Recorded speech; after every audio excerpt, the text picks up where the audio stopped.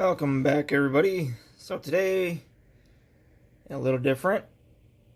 I have a trimmer that happened to die on me. See, it's pretty old, rusted out.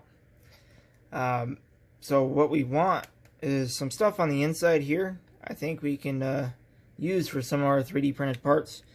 So I want to check the battery, see if that's still good in there, and the motor. See if we can get that motor out of there. And then kind of like the car I made there, the little wind-up car, maybe we can kind of make some little electric thing out of here, or even just some gearing reduction and have a small motor running that. I think something like that would be pretty neat. So let's go ahead and try to get in it. Let's go ahead and take the screws right out the back here.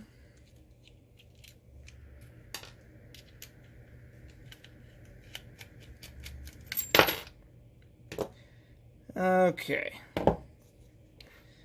That came in a bunch of little pieces. Alright. That's pretty nasty down in there. Looks like this is just glued together.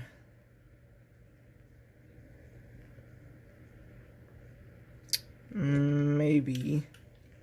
See, there's something holding that on. There we are.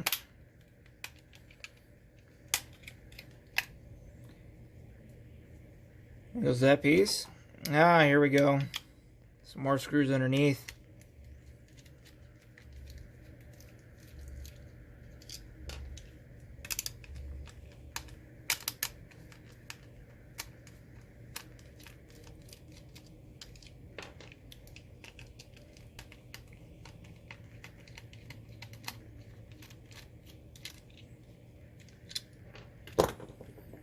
And it should pop apart.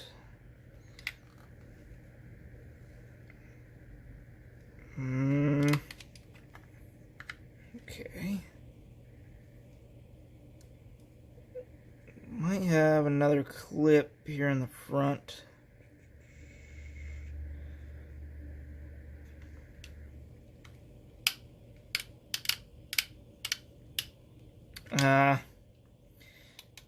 From the top here.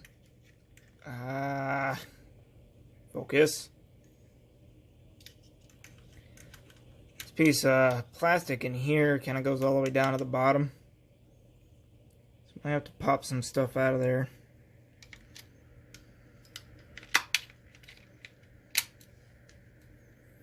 Like so. And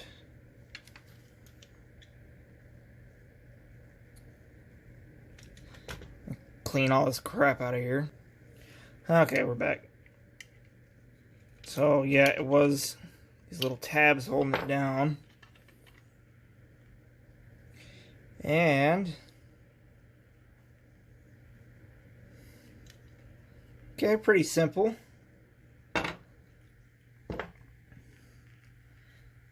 Got our motor here.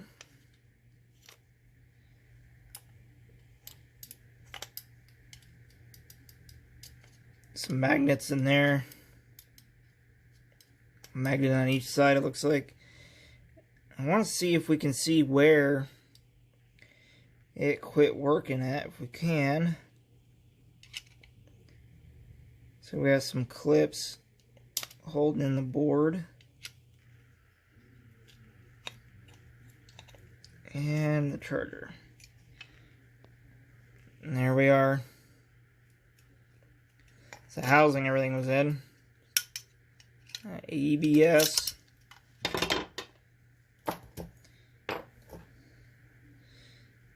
This here was the switch.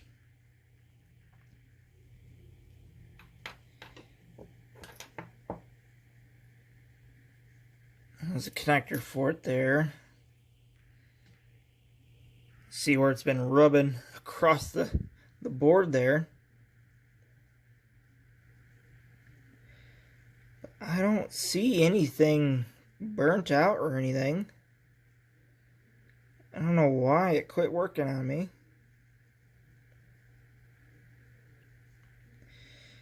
Wonder if it was the charger. It finally went bad. We'll have to change this out here. So we can make like a little train. You know. See, it looks like the battery just snips out of here. Okay, there's something sticky on that stuff there. So let's check some volts here.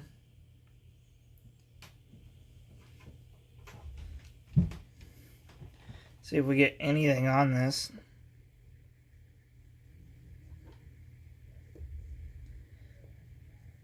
And we almost get a volt.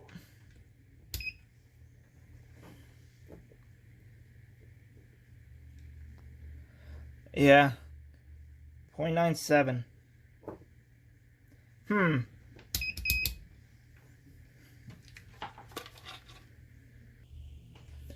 Okay, so we plugged the charger into this, and we were getting the same voltage there.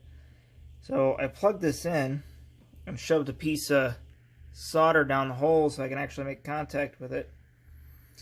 And slide this over so you can see.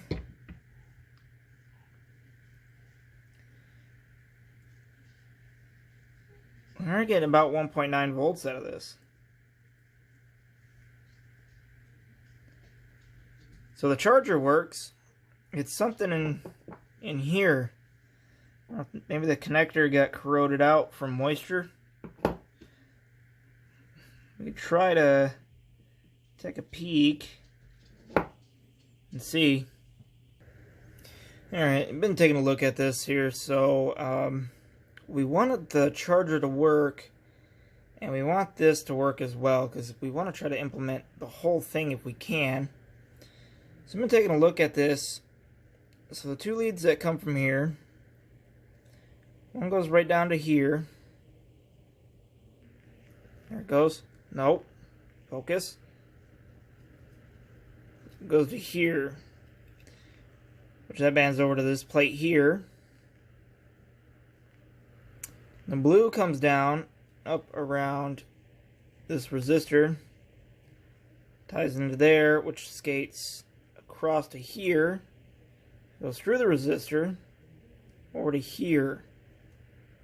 Now this, looking at the top, you can kind of see, bends over the blue wire, and that goes through the motor. That means it has to come back down to here, goes over to this plate. So for charging, you need contact from here to, I would say, the blue. So you need this and this, I guess, to be soldered together. So this goes up to here. As part of the charger. This one goes through the motor. So this is your, okay, so your positive's here. That's the only thing touching. You just got this plate and the connection piece there, and I guess the switch would actually rest on this. Okay, yeah, so, alright, yeah, we figured it out. So yeah, it comes over here, goes through around the resistor, and then these are tied to each other. That's your negative lead, positive. To make contact with this, you're gonna need contact between this and, now this lead would go through the battery or the motor, so probably this, focus, this lead right here. Okay, so I got the switch hooked back up. Kind of see. So there is little pins on the bottom of this plastic here that ride on those little solder points. Just look like a soldered sheet almost. Anyways, they ride on those. And we have it, I believe, in the off position. And we'll see if it charges, because I guess it won't charge in the on position. So let's see if we get a voltage now after we plug this back in. Okay, got it plugged in, meter. And would you look at that? We are now finally charging the battery. So we'll let this charge for a little bit and see if we can get that battery or that motor spinning again. So I guess it was a bad switch, or some crap on the switch from sitting in the shower for like, I don't know, 5 weeks. So yeah, we'll let it go for a little bit, let it charge up, and see if we can get it to turn back on. Okay, we've been letting her charge for a few minutes here. Let's see. We're at 1.37. I'm guessing that's probably the max. It is a 1.2 volt battery. So let's go ahead and give this a try.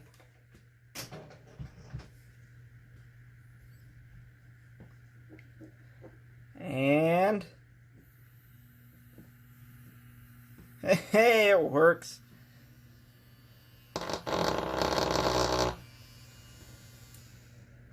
Okay, so we got it working again. So let's try something with it. I'm thinking we'll go back to the car we printed out here, the little wind-up car. Now this is geared up, so spin real fast back here and slow up here. So this thing might get cranking really quick if we hook this up. I think we take the spring out and pop the shaft of that right into the side here, and yeah, see how quick we can get it spinning. All right, went ahead and got the spring out of it. So now just keep spinning. Now there is kind of like a clutch system here, keep you from over torquing it. So might be good to start off with, just so we don't burr out the hole or crack something in here. I'll let it slowly wind up, hopefully. We'll see how fast we get this spinning back here. Alright, so let's remove this end here, since we want something completely round. Don't know how well these are stuck together. Oh, pretty well. Don't want to bend the shaft up too much. Let me give this a couple more yanks. Alright, I just ended up cutting that end off there, filing it flat, so I'll have something that'll spin. Hopefully pretty straight. See how we can get this to connect to here.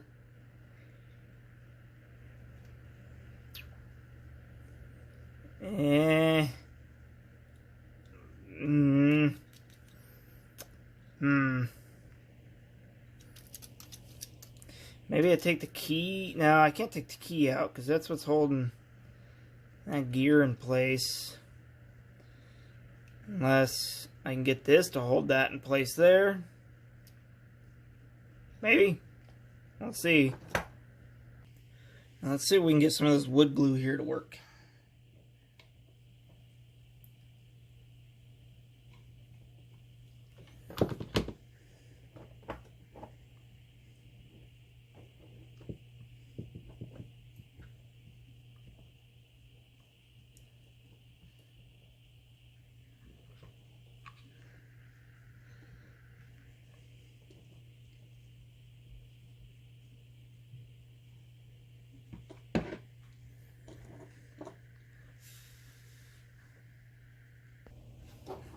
Okay, so we got it kind of hooked up here. It's kind of hot snotted it down in this hole here. But I think we have a little bit of an issue.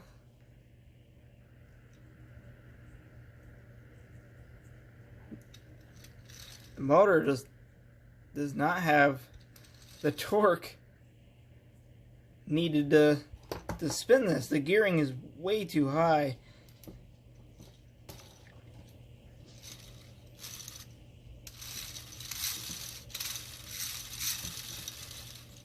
And even trying to kind of help it out, it just doesn't do it. So let's try to see which gear we can use to get it to start spinning around. Okay, we're back. So I got the gear out of there and just left it right on the gear.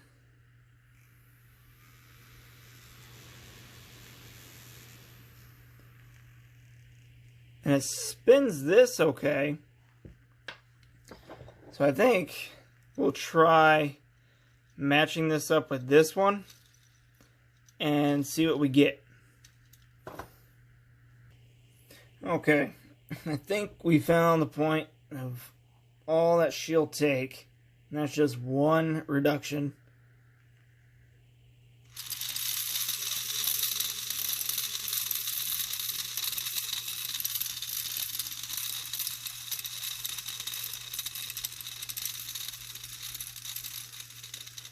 And dead.